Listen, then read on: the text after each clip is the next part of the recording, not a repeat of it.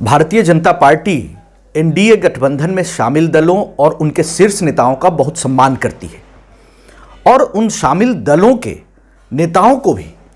गठबंधन धर्म निभाना चाहिए, गठबंधन की डिसेंसी और डिकोरम को समझना चाहिए।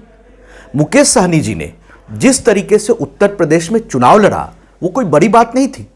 लेकिन उन्होंने प्रधानमंत्री श्री नरेंद्र मोदी जी, जो अति पिछड़ा समाज के बेटे हैं, योगी आदित्यनाथ जी के खिलाफ जिस तरीके से वर्बल एब्यूज लॉन्च किया वो बहुत ही दुर्भाग्यपूर्ण है।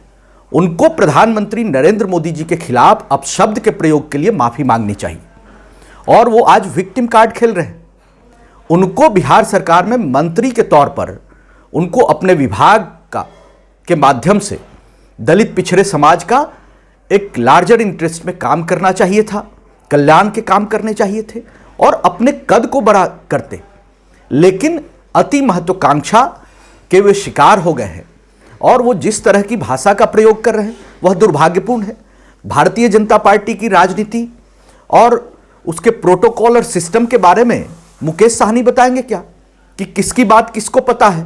बंद कमरे और कमरे के बाहर कौन था। मुकेश सहनी जी की एनडीए में एंट्री हुई, भारतीय जनता पार्टी ने एक बड़ा दिल दिखाया था। भारतीय जनता पार्टी के हेलीकॉप्टर में घूमकर जो लोग खुद को बड़ा नेता बनते हैं उनको कम से कम अपनी राजनीति की धरातल का पता होना चाहिए और आज आप भारतीय जनता पार्टी पर बंदूक तानकर खुद को विक्टिम कार्ड खेल रहे हैं और बड़ा नेता घोषित कर रहे हैं, यह बहुत ही दुर्भाग्यपूर्ण है।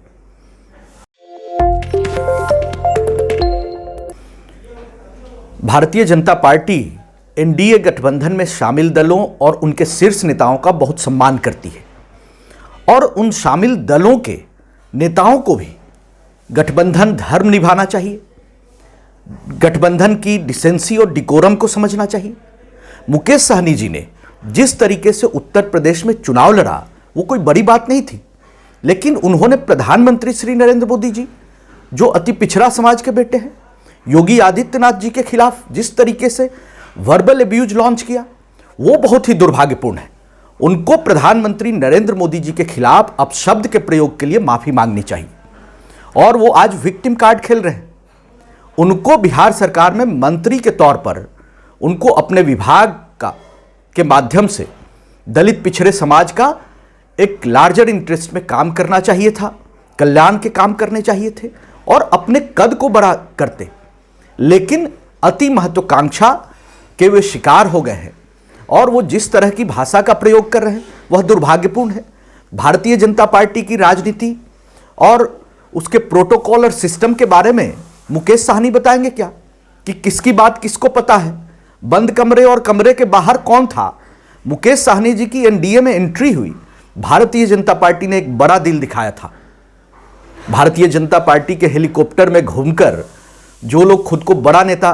बनते हैं उनको कम से कम अपनी राजनीति की धरातल का पता होना चाहिए और आज आप भारतीय जनता पार्टी पर बंदूक तानकर खुद को विक्टिम कार्ड खेल रहे हैं और बड़ा नेता घोषित कर रहे हैं, यह बहुत ही दुर्भाग्यपूर्ण है।